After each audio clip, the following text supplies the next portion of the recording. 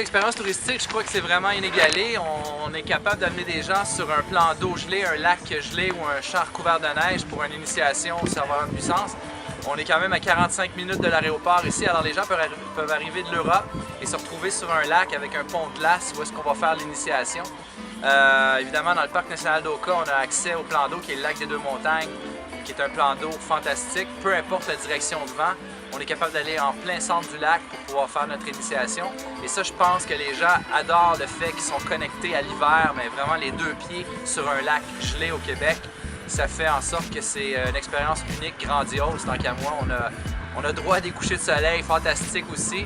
Et puis vraiment de beaux hivers aussi. Là. Les derniers hivers, ça a été vraiment super pour initier les gens au snowkite.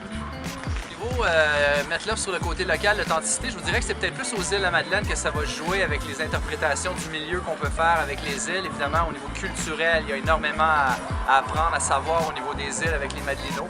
Et tout ce qui est saveur locale, évidemment. Alors, je vous dirais que c'est plus au niveau des îles de la Madeleine, au niveau des initiations au cerf-volant et aussi des sorties guidées en kayak de mer qu'on va mettre l'accent sur tout ce qui est local.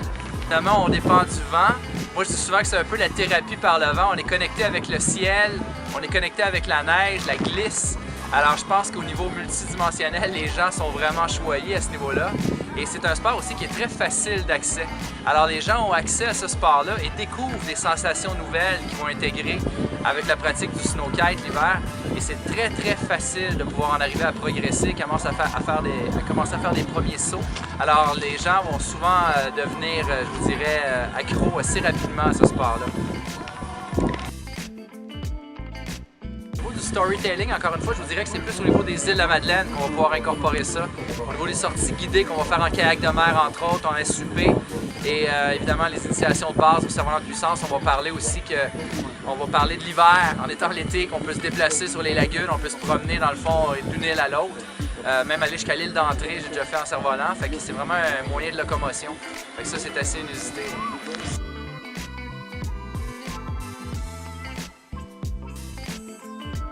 Notre offre est définitivement unique. Je le vois souvent dans le visage des gens. Les gens ont vécu plusieurs autres expériences. Et puis, ils nous disent vraiment que c'est quelque chose de fantastique qu'ils ont vécu.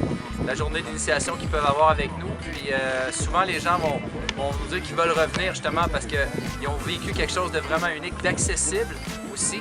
Et puis, c'est ce qui fait, je pense, qu'on se distingue de tout ce qui se fait ailleurs. Moi, je dis souvent aussi, c'est le sport de l'avenir. C'est non polluant, non bruyant et très peu coûteux après qu'on possède nos propres équipements. Alors, je pense que les gens découvrent ça et en arrivent à se voir pratiquer pour un avenir assez long.